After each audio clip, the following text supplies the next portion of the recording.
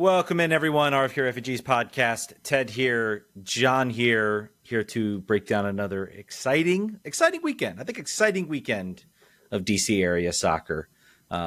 We got some wins. We got, if we could just have both teams come out and win, that would be. Can't do it. They can't. It's too much joy. They cannot handle too much joy at Audi Field for one weekend. Couldn't do it. No, they can't. It's just too much. It's just too much. But are the DC Defenders or whatever playing tonight? I have no idea. I think so. Because it was a triple header. So that would have been maybe that was last night. It was last night, maybe. Yeah, maybe. Yeah, might have been last night. I don't know. I've stopped keeping up with the DC Defenders, to be honest. I don't either. Only the fact that someone said it was a triple header. All right, let's get into it before we anger all the fans. We did not besmirch anybody who supports the DC Defenders.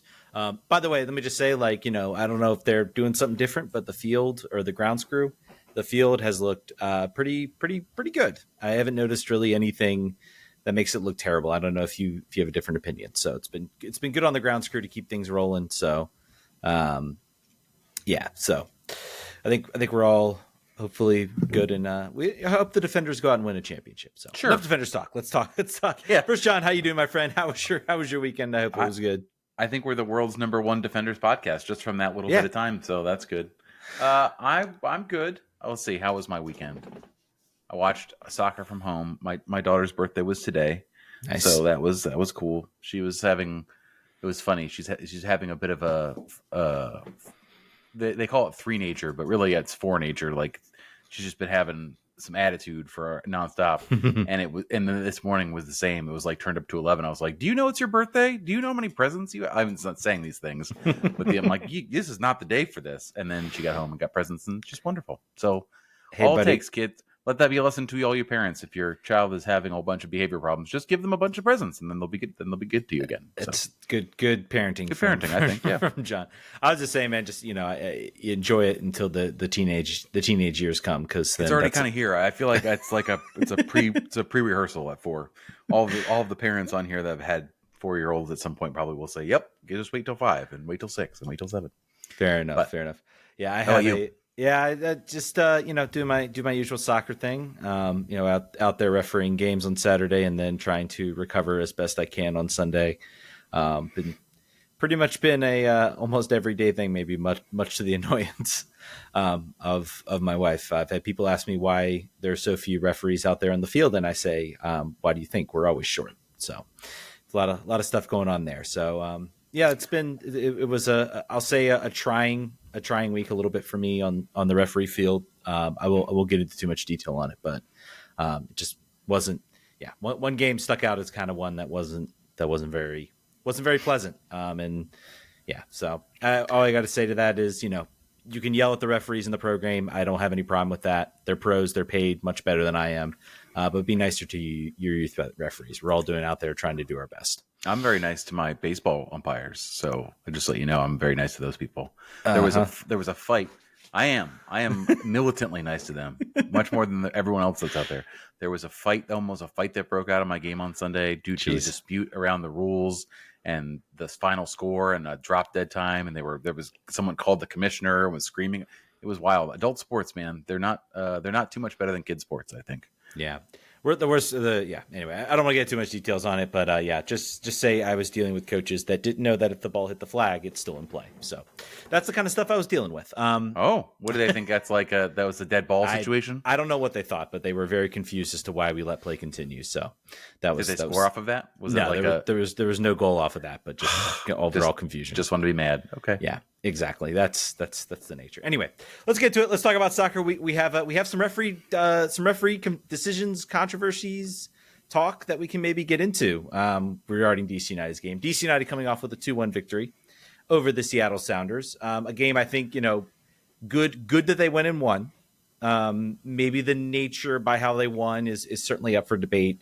I think we've talked about it a lot on the show. This team kind of is what they are right now, and they are going to play with a style with conviction that's going to generate chances for them. They're going to potentially score on those chances. They're also going to give goals out on the break. It feels like almost a broken record with this team. This feels a game almost kind of like identical. Maybe I'm trying to think of a game where where maybe the result wasn't as positive, but I kind of felt like things were the same. I don't want to say like New York, maybe St. Louis, maybe, I'm trying to think of a game where they got like a draw. Columbus might be another one where it's Orlando, especially too. It's really just evident, this team can go out there, put out a performance. And, I think they won the XG battle.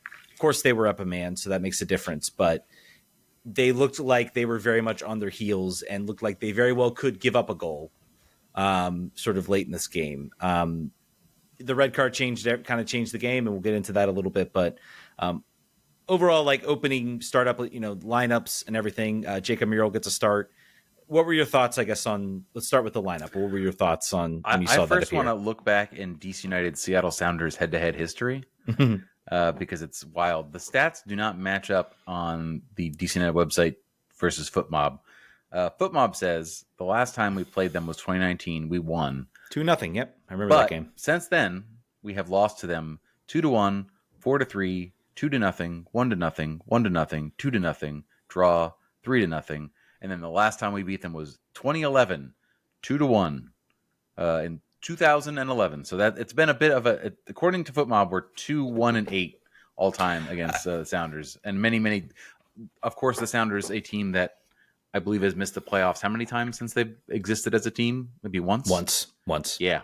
So it had been a while since we played them, and obviously the rosters have been fully rolled over. But wild to finally get some points against the Sounders. Glad we played them here and didn't play them in Seattle. I think I would have to go back and look, but I'm pretty sure. I feel like we always would play them on the road. Like I feel like there was very few moments when we actually got them at home. The last win was an Audi. Yeah. So that we played them at home in 2019, 2016, 2014, 2012.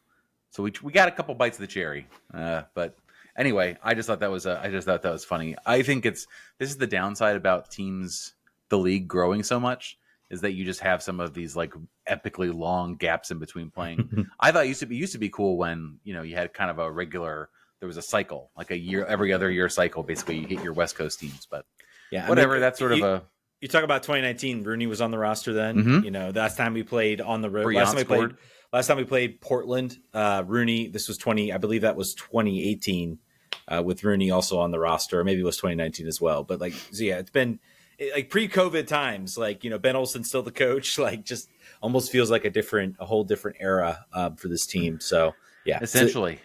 Yeah. So let's look at my thoughts on the lineup. The only obvious change was Jacob Murrell. We looked at the bench. Other than Jacob, there's just not a lot of options in that way. Ted obviously is the player you'd want in that spot, but there's not a natural secondary scorer. I remember you and I were talking about him, Jacob. We were saying he scored that like scorpion kick in preseason in Saudi Arabia, and we're like, holy moly! All right, well, good, start him. Let's do a two forward lineup just because of that. And then in his opportunities he's gotten, it's been basically like come in the last 30 minutes down a goal and try your best. And he didn't look that great in those opportunities, but he really did. He obviously didn't score, but he looked a lot more up to speed. He looked like he was in a space. And I think it may be that, and we talked about this too, like it may just be that the pressure of coming in and trying to change a game is different than having full 90 minutes to get the pace of the game sort of in your, in your internal clock and feel like you can take the shots that he tried to bike. He tried to score from outside the 18. He was going for it. Nice little heel flick that almost worked as well. Probably his best opportunity came just a nice low shot off the bar, but he really came away from this game. It was kind of one of those moments we've been waiting for. I've been waiting for it with Christian Fletcher. I've been waiting for it with Jackson Hopkins. Just kind of one of those little, oh, hey, that's interesting.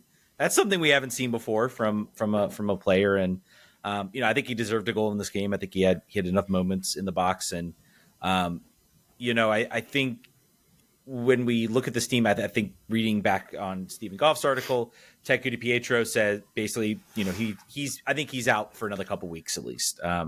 Mid-May is looking like that's what FootMob has for it. Maybe that's what we're looking at for him there. He's been a little coy about that, about when exactly he's going to be back. So, but that's a shame. But if we can, I think that's what we've been sort of saying is, we need somebody to step up. And, when I talked about guys that I didn't think were stepping up, I kind of excluded Jacob Murrell, mostly because, he's a draft pick. He's new.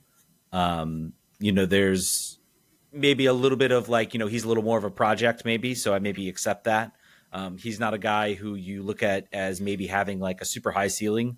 And that's not saying he can't achieve that. He might, but I think it was definitely more, there's a reason that type of player is not identified earlier, and then making it up and signed for a professional team at this point. There's a reason he went to Georgetown. There's a reason, he took a few years to develop. So seeing sort of that confidence out of him and that ability, I hope guys like a guy like Christian Fletcher's looking at that. And, I think it maybe, he got the start and kind of you get that start. You say, okay, this is my moment. I'm not coming off the bench. This is my moment. I need to do something. And some guys, step up and flourish in that. So I think he's earned a start next week. I think in the post-game press conference, Troy was very complimentary of him and said, he looked really good. So we got a game coming up against Philly. I don't see any reason why he doesn't maybe get the start and get the opportunity. Do you think you stick with the same formation, same lineup and everything? Or do you move some things around? Well, Connor Antley is again projected not to be available. Yeah. So I think you probably roll with what you got here. Yeah, I think you probably do. Maybe you could argue Santos for Dahomey, but other than that, I think that's probably, and it's fine as long as Santos is, he played for 15 minutes in this game. I'm not sure what his fitness level is after sort of a long layoff. If they want to bring him along slowly and make sure he doesn't get re-injured, then I'm okay. Dahomey is what he is, I think. He's had some games where he's looked pretty good, and I think his average is, not that great, but also not making a number of big mistakes to cause goals either. So, well, he's fine. Well, other than he arguably had a mistake on the first goal where he's kind of stepped up into midfield. I think he's doing what he should do. He's pressing the ball, but he really lets it get by him, and that opens up a ton of space for Seattle kind of in behind. They sort of struggle to get back. This has been a problem for this team, all year. Do you look to improve it? I don't, I think the solution would be to fix this would be not to press so much. I think we'll be curious. I think, we talked about guys, I talked about in my preview piece, about, Alex Bono being under threat. I think after some moments like this, I think you do maybe ask the question, is McVay, Birnbaum's now back on the bench. He is presumably had a long layoff as well. So it'll take some time to get him back. I imagine probably some sub appearances, here coming for him pretty soon just to get him reacclimated to the team. But, must have to look at, who's a guy, of once Birnbaum is healthy and ready to go, before I would have said, maybe you keep him on the bench. Right now I'm like, I don't know. I think maybe you want him in there. Maybe you want him in that lineup. I think right now, Bartlett would probably step away and you would put him and McVay sort of up in the back. Bartlett plays more as sort of that traditional center back role. McVay likes to roam. McVay's showing an incredible passing ability. He has the pass over the top to Stroud that leads to the PK. So he's shown, and he's also shown some quickness and some ability to sort of read that game and present to that press. And I feel like if he's not there, then you lose that a little bit. So, that would be my prediction if we're talking about who sits. But I mean, do you feel the same way, or do you think, is it?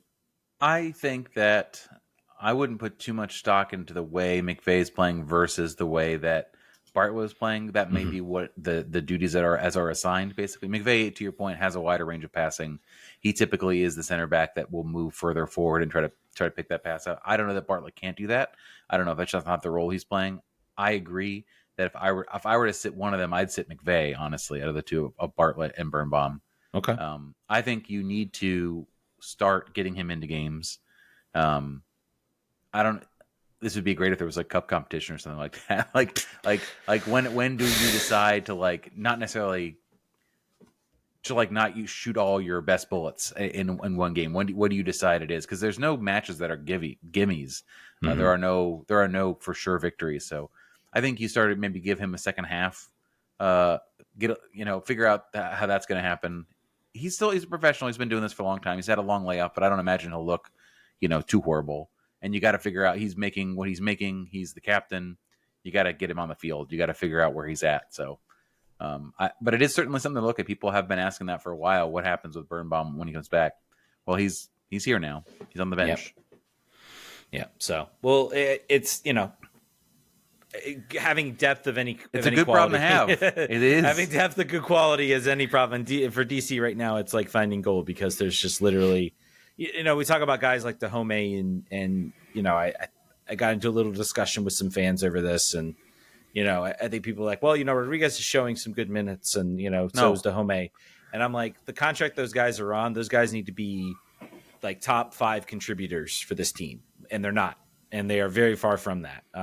Jared Stroud's had more goal contributions than Dahomey, and more than Rodriguez. There are people defending Dahomey and Rodriguez to you. Where is this happening? Is this online? It is online. I won't say who it is. You can go search. You go search my account. But we're just saying like, they put in some good minutes. And I'm like, yeah, but that's not acceptable right now. If they're on $200,000 contract, sure, maybe that's fine. Maybe what they're producing is if Lucas fine. Bartlett did a couple good things, you're like, well, great, he costs almost nothing. That's what's wonderful that we're folks. Also, Chris, I know you have a pretty low opinion of Foot Mob ratings. However, Chris McVeigh has had 5 times as many above 7 Foot Mob ratings that he did in his career for Inter Miami. Yeah. So he's playing the best soccer of his MLS career anyway here for DC United. And if it means that that's our 3rd rotational center back, then we are in the best center back position we have been in since I don't even know when. I'm trying to think of a time where we had that situation. It's been a very long time. I truly think when Briant was the 3rd rotation guy, I think that might have been it. Yeah, and I have to go look at. I was kind of looking at some FBref stats for him, I guess, to look at a comparison between the two. And Lucas Bartlett actually has, I think, a little bit better passing. Again, I think McVay's being weighed down right now by his Miami days. Still in that. So I'll be curious to see if that shifts or changes. I mean, hey, Mr. Gabriel Pirani moved, I think, from like the 1 percentile in shot creating actions to the 14th percentile in shot creating actions. Amazing.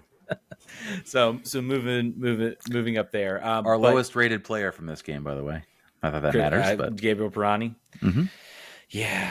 Let me talk a little bit. I feel like I finally figured out what frustrates me about him so much. He just does not look like he wants the ball. He does not look like he wants the ball on his feet. And I think that is his biggest problem. You are the number 10. The team is finding him in potentially good spots, and he almost automatically immediately looks for the pass. It's like quick movement, and I think he helped maybe set up one half decent chance sort of from a second ball. I mean, I think there's a real, and I believe in the press conference, I think Jason Anderson, a little hard to hear, but I can kind of recognize some of the voices. I think Jason Anderson kind of asked about him, and I think that was, I feel like he's a player maybe that isn't getting, like, we're not hearing a lot about him in the press. And, he said, Troy Bay said, well, I've seen some good things from him. We're working with him, so we'll see. I don't want to put anybody as a player that, there are plenty of players that have late blooms. There are plenty of players that start to put it together. I don't think it's too late for him. Obviously, with the way this team's roster is set up, the help, we're still a ways out from the help coming. No reason to light him on fire here on April 29th. In a press conference. It does you no good. There's no number 10 sitting on the bench like, boy, I wish I'd get some minutes. If only there wasn't Lucas Pirani in front. That person does not exist. So no need to light him on fire right now.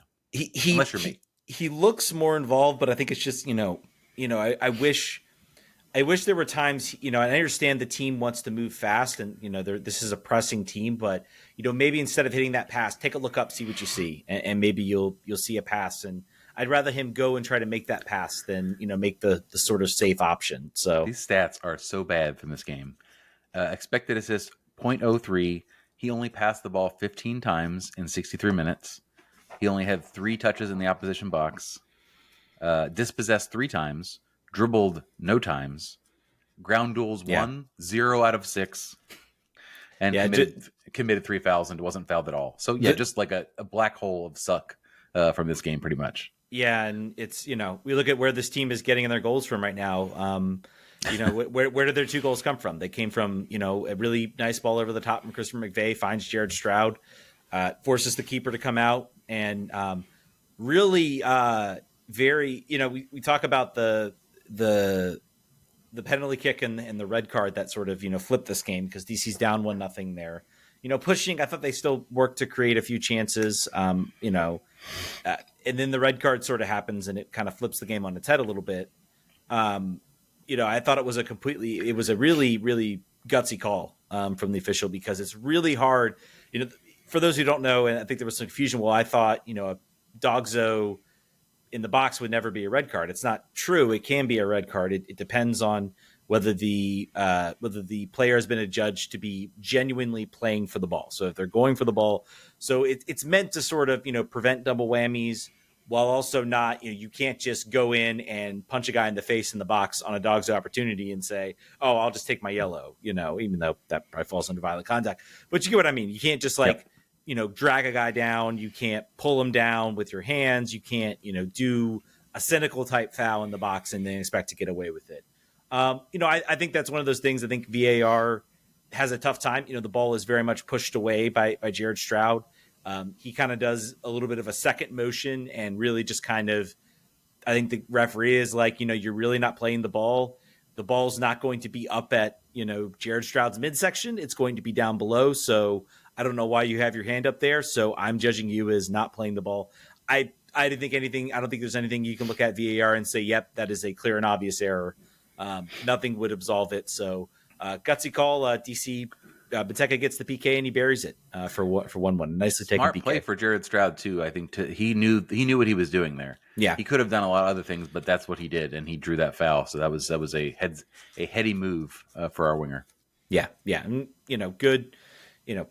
Gets DC up on the board. I can't really recall really much of them. I think really taking too many opportunities from that.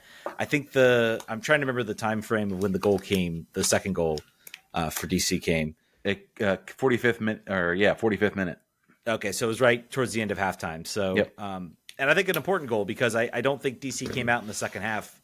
I think if they were holding on there in the second half, despite being. And I think we'll get into a minute. I think the depth DC has. I think the lack of depth they have versus what Seattle's able to bring on really makes a difference here. Really, as a second half sub is a thing. Can really overshadow. Being a man up. But it's talk about the goal. I mean, I think it's a pass comes from McVeigh right over to Click, who finds Herrera wide open. Herrera goal does. Yeah, Herrera does exactly what he should do. He puts a ball up that is, looping, where it's away from the keeper. The keeper really can't come out to meet it. And you get it in the vicinity of your big towering center forward in Christian Benteke, and he heads the ball into the back of the net for 2-1. And those are the types of moments. I think the biggest difference maker in this game was, DC had their designated player, Christian Benteke, going out there, and he made the difference, and he made the play he needed to make. Seattle had Rui Diaz out there. They had Albert Rusnak out there. They had Jordan Morris out there. They had Christian Rodon out there. Both good players that just did not deliver, a moment like that in this game. And I think that was the overall difference in why DC walked away with 3 points and Seattle is still struggling to really figure it out. They have their worst start. They might be under threat of missing the playoffs, probably with one of the most talented rosters to play as badly as they have. So they're also having a weird situation this week because they're picking up a discontinued game against the Union. I think that might be Tuesday or Wednesday. Tuesday. And then to the benefit of DC. And then we get the Union after that. So interesting little bit of MLSery. But yeah, Benteke, it was funny. I think we talked about it on the Instagram halftime show. Was the duration the ball was in the air. It felt like it was like a slow motion montage of a 90s TV show. It was just like floating, and you knew it was going to happen. I don't know if they're doing it, but the DC United wingback should just like have like a 9-foot tall trash can that they're just trying to like put the ball inside of, like run down the side and hit it in the trash can, because he's a gimme there, and I think that You just got to keep on, no matter what changes, whatever tactical or personnel changes happen in the rest of the season. Like you cannot give that possibility up. You can't. It would be great if we had another avenue and another scorer, but we don't yet. So while we don't, let's just have Christian Benteke be second in the Golden Boot race. Yeah, it's such a cheat code. You're right. It's like, I mean, you look at it, who he's facing up. He's going up against 5'9" Christian Roldan, and it's like the biggest mismatch. He literally, Christian Roldan just kind of drops his shoulder. He's like, what can I do? I can't even. Would you have a ladder? What would you like me to do? I think you talk about that secondary scoring. I think that's going to be a struggle for this team. Jacob Murrell, I will say, other than what we already know from TKDP, we know he can certainly be that. He has to be healthy.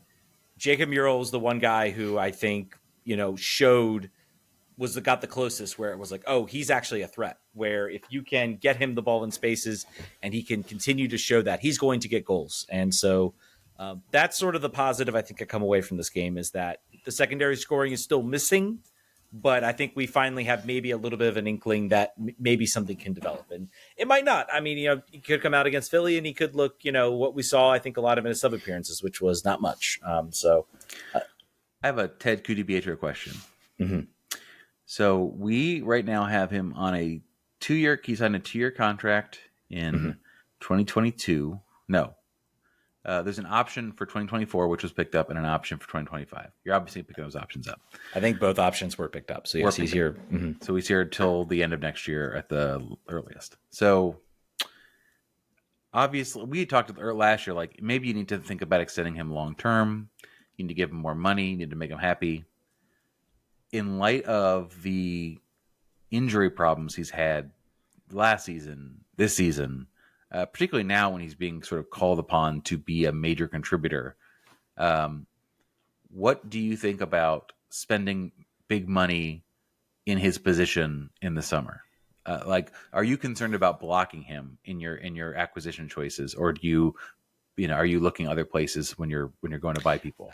I think you'd be you would be a fool not to. You would be a fool not to start looking. I think the most important thing is going to be, can this team offload some contracts? They're maxed out on DP slots. There's no DP they can go out and get right now. I think the most you would get is a U22 player, and that would be a project player. Do I think some competition might be in order? And maybe we get that from Jacob Murrell. I don't know.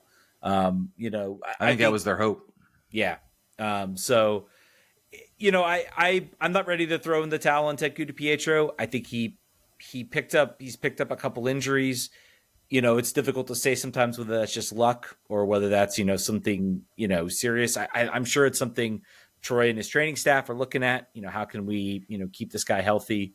I think I'm still very much in, I'm not worried necessarily just yet. If it becomes a consistent problem leading into next year, then maybe then you get a little worried, but we'll see what happens when he comes back healthy. And, he has shown he can put together stretches where he's able to be healthy.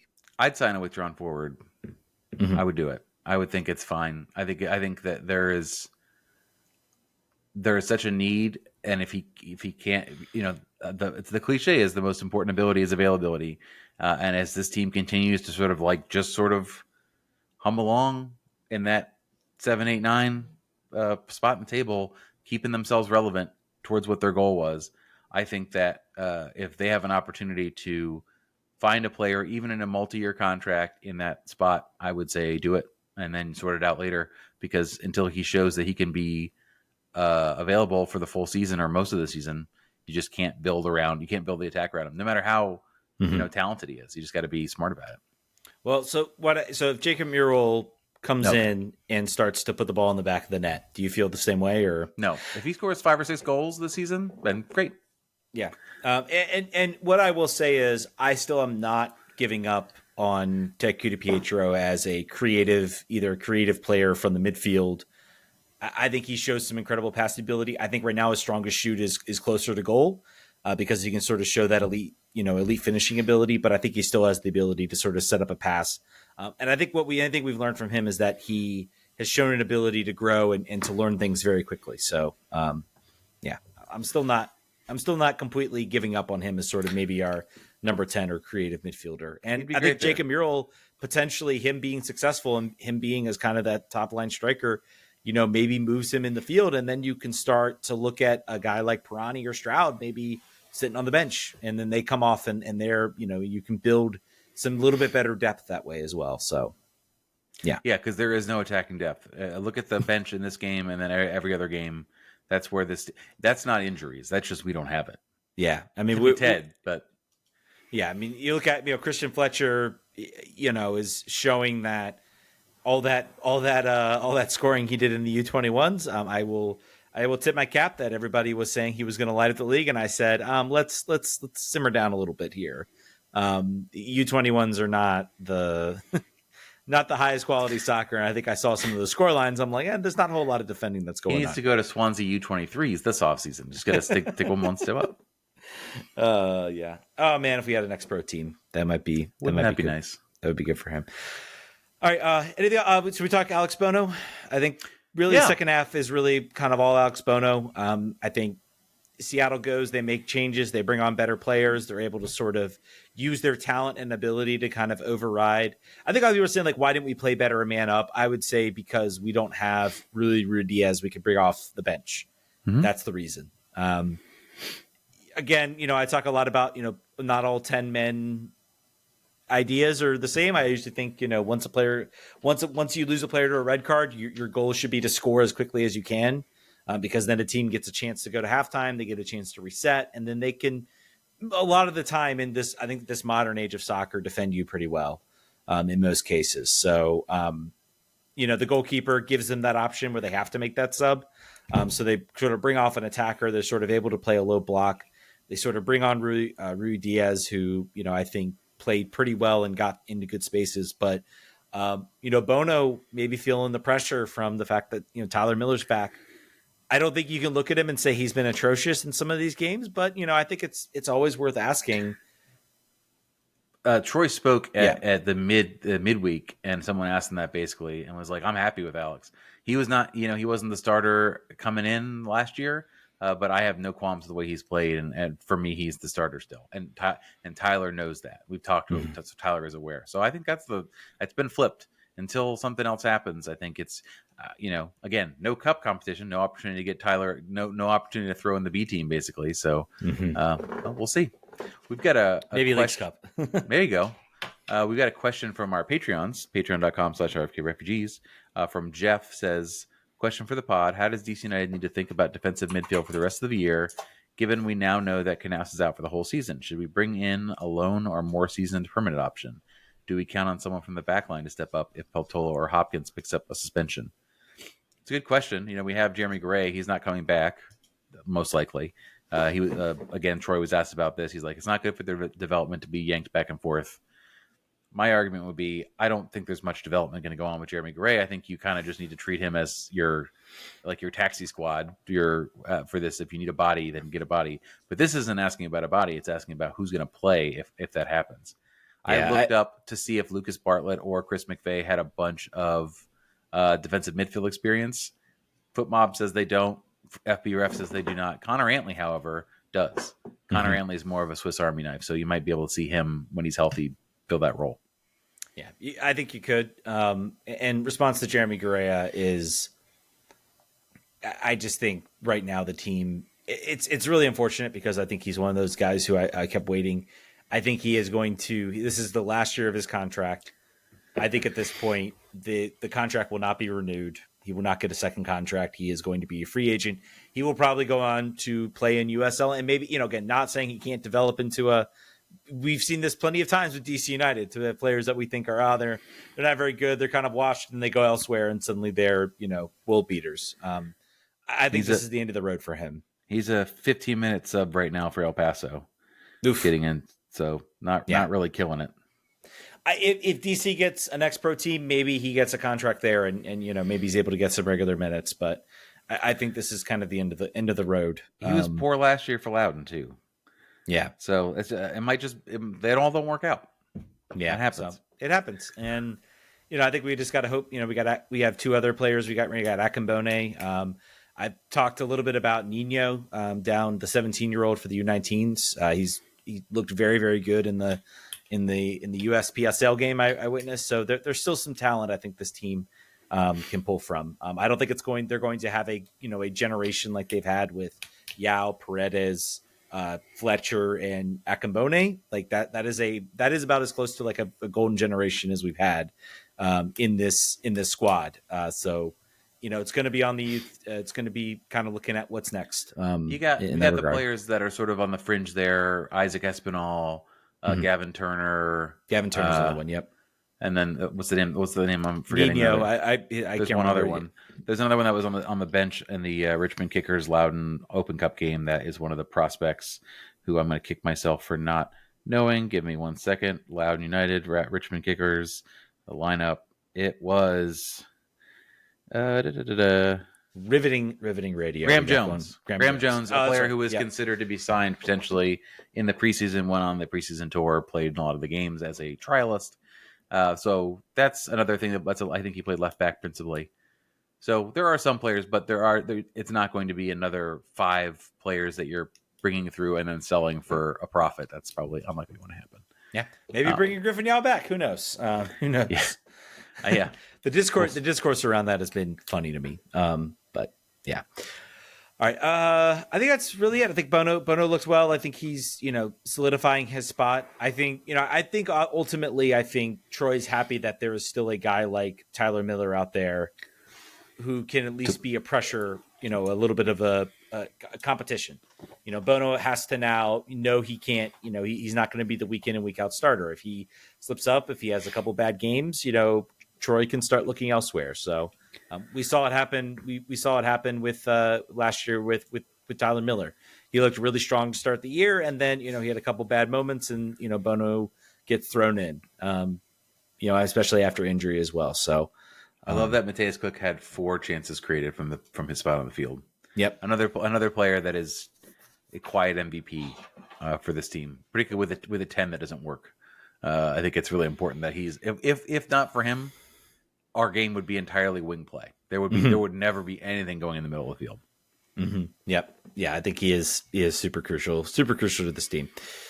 All right. I guess looking ahead, Philly are a strong team, but what do you think our all-time record is against Philly head to head? It's bad. I know it's bad. Really bad. It's really bad. We haven't beaten them since I think we did we beat them last year, and that was like the first time we beaten them. Or it's 11-8-20 right now. So that's 20 not losses. 20 losses. Jeez, that's really bad. So that's we'll start there.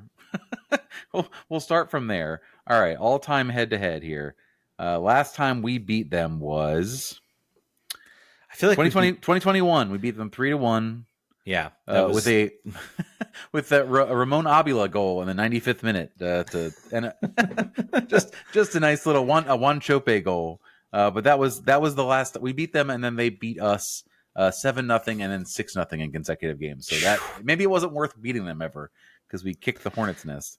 That was the low point. That was the low point. That was a nadir for sure. Well, it was the first low point when I think it was Tom Sohn or not Tom Sohn. Shoot, why can't I think of the interim coach's name? Chad Ashton coaching Reign, and then that was the game. Then that they signed Rooney the next day, and then we thought, oh, we'll be better, we'll be fine, and then we played him at home, and then we got shellacked 6-0 under Rooney, and it was just kind of like, what's changed? Hey. Oh man, low points for DC. But hey, I think this is, if I'm Troy Lesane, this is a game I'm highlighting about. This is another team in Philly. They are a good team. They're a talented team, but they're not as strong as they used to be. They're definitely kind of in a little bit of a transitional year. Before they had. Oh shoot, I'm really struggling today. Andre Blake, as sort of their goalkeeper. He was a guy who would go in and win games for them. He has not looked that strong. They're dealing with, an aging Bedoya who they, kind of reluctantly brought back. They've got some young talent, but they're not as like 100%, strong as they used to be. They just lost at home against Real Salt Lake. Real Salt Lake are a good team, but they are not as formidable as they were. They're still going to have Daniel Gazdak. He's still going to be probably one of the better players. Jack McGlynn's looked really, really good, but I'd say this is a team that is vulnerable. And I think DC has to go out and get a win here. They get a win, and the loss against Orlando looks like a little bit of a blip. You pull seven of your possible 12 points. I think you take that in DC's situation. I read the form guide wrong and thought the Union had just won their first 3 games of the year in a row. That is not correct. They had won 3 in a row, and then they drew Atlanta, and then they lost to Salt Lake, and now they're playing Seattle. As I assume that's at home, right? That is at home. Yeah, because that's at home. Okay, yep. So interesting. I would recommend, if you have some gaps in your evening tomorrow night, or go watch that game just to do a little scouting for yourself, and hope for not serious injuries, but hope for everyone that gets very tired. Setting us up for a what will certainly be a trap situation if that does happen. It'll be like that time the Union were playing in the playoffs and either got COVID or something, and then they thought they were only going to have like 13 players, and they still won in a playoff game. It'll be like that. No, they didn't win. I don't think they won. I think they lost that game, but they took it to PKs. That's right. No, I remember now because I made a huge bet because I exceeded the odds makers. Like, I know this first. I put in like 5-unit bet, and then they're like they didn't perform as badly as they should have. But yeah, all said and done. So yeah, I think this is an opportunity to get 2 wins in a row.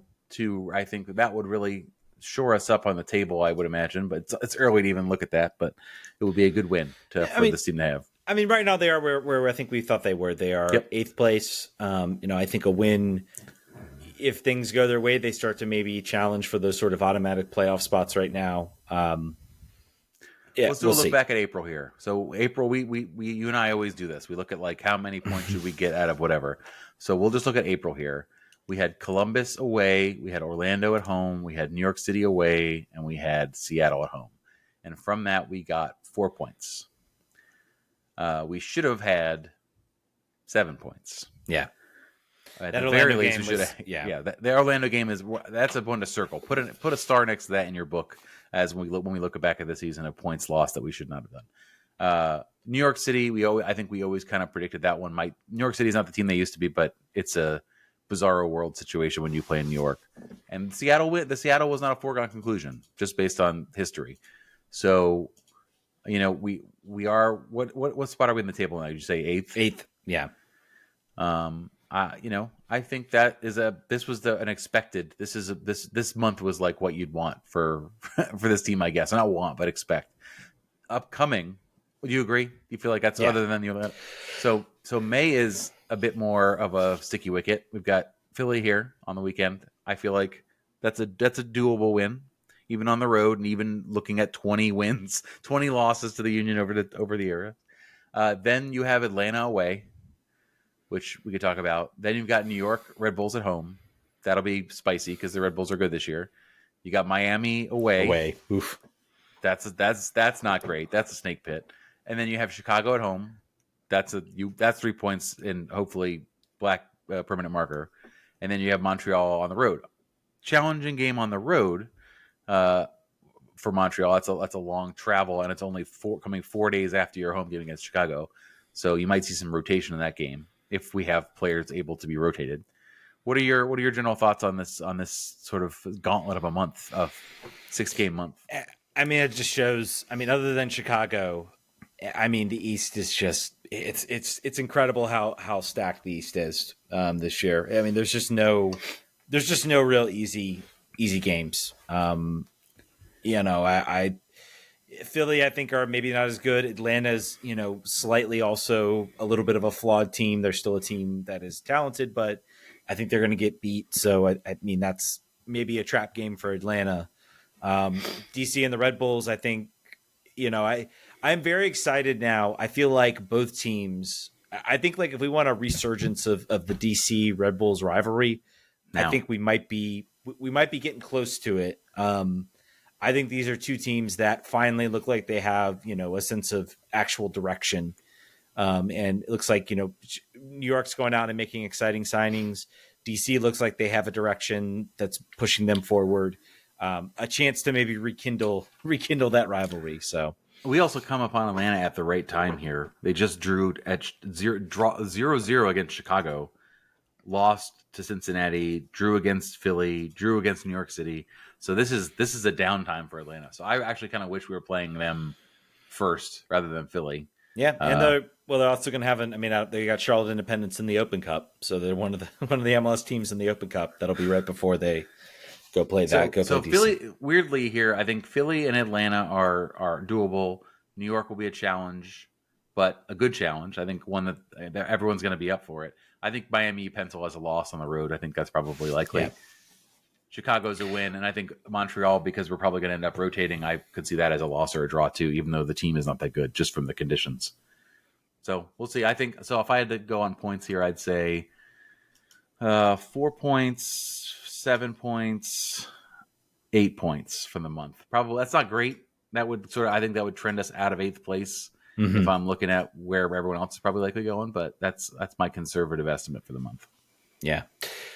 Let's see. I think we can get a win against Philly. I think we can get a win. You know what? I got to look at the home games. I'm going. I think I'm going to go 9 points. 9 points. I think that's fair too. So Philly just spooks me a little bit, and Red Bull is just a wild card. I think so. But yeah, an exciting month. My recommendation is that you should always win your home games. Actually, I will say 10. I think we can get a draw. I think I'll factor in a draw between Atlanta and Montreal. All right, you were here first. Ted's got 10. I got 8. We'll see where we land.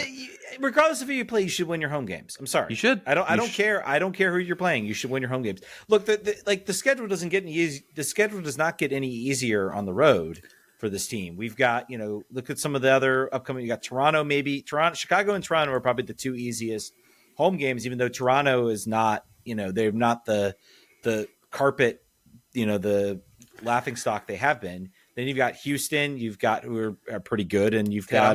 Let's go. We're gonna check our calendars. I gotta go to that Houston game on the 22nd of June. That has to happen. If I'm in town, I'm there. Yeah. Oh man, that's all right. juicy. We should move on. But I'm in town. I'm gonna be there, guys. Let's go. Let's do it. My point is that the home games are not going to are not going to be easy in the East. Like they're going to be opponents that are going to be good. If DC wants to make the playoffs, they have to find a way to get some of these results. So that's what I have to say about that. Take. Yeah. All right. Shift gears. Let's talk Washington Spirit. 3-2 loss at home to Orlando. Orlando teams seem to just have DC teams' numbers. Yeah, that is true. Yeah, I thought this game was pretty disappointing coming off of the previous week. I think there was a question about sort of what are the tactics at play here. No Marta, Barbara Bonda's a player that this team was concerned about. She got her first opportunity and first goal in the previous week. It turns out she's very good. It turns out that they should definitely be trying to game plan against her. And they couldn't really so much. I want to look at make sure I have the lineup up from that game. I think there weren't any major. Oh, the one major trade. Yeah, there was one that was weird. Paige Mateer was playing and starting on the graphics as a forward, but really was at some sort of a floating advanced winger / midfielder. It was a pretty weird choice, and one that was remedied at halftime, bringing Ashley Hatch on as a 9 for Ule Sar. But it was notable, certainly something that was not what anyone was anticipating. I'm trying to make sure that there were no other things about that lineup that were notable. I think not. But from the start, Orlando did not have much of the ball. They really were trying to deny Trinity and Croy opportunities, which is, should be everyone's strategy. That should be the goal every team playing is like, where else are you going to go? The left side of the field has historically not been very productive so far this season. It's either been Ashley Hatch out on the left. Paige Mateer had some opportunities for a while. The sides switched over the course of the game. They don't keep sides too long. It's not very rigid. She had a couple opportunities at the start. But after probably the 15th, 20th minute, that ended. Ashley Hatch came on as a 9, replacing Ule Sar at the halftime, and scored a goal later. But they just were not themselves. They were not providing the same sort of danger that they had provided all season. They did create chances. It was not Seattle away, certainly, as far as sort of what, the lack of XG and the disappointment that was there.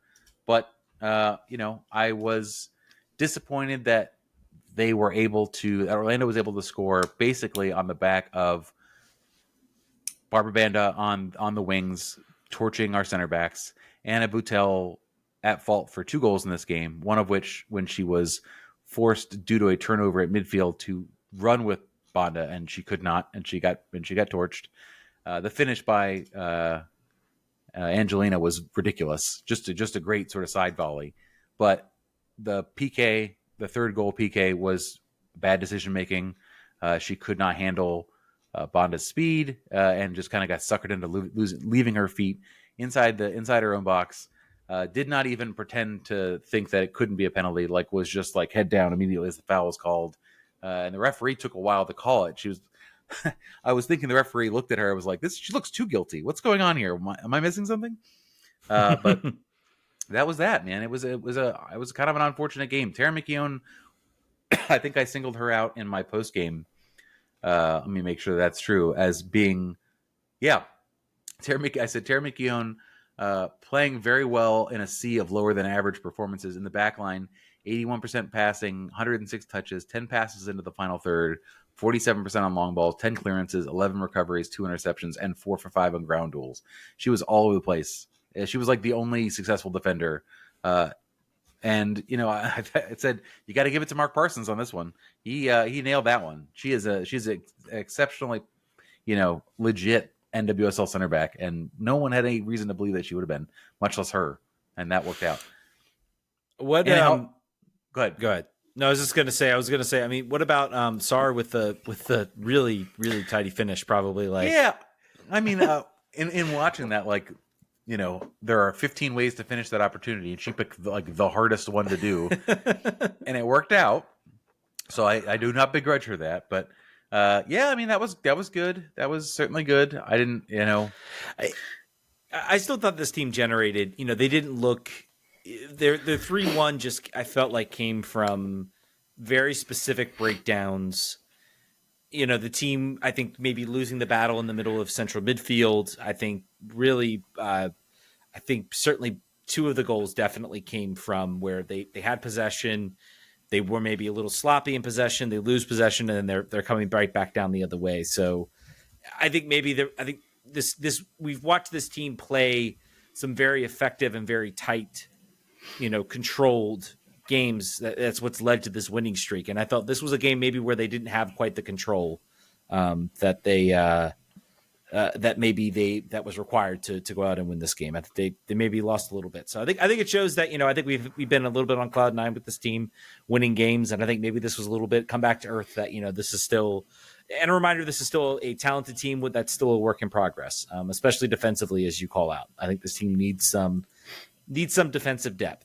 There's rumors. I think a player they're signing for an NWSL team from Spain, I believe. So I haven't heard much from that. I think that might have been just a conjecture thing.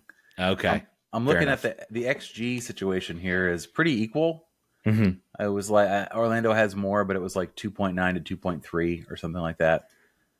So I don't know. It looked worse in live. It looked worse watching it than that. Ashley Hatch, great goal. I mean, not really a great goal.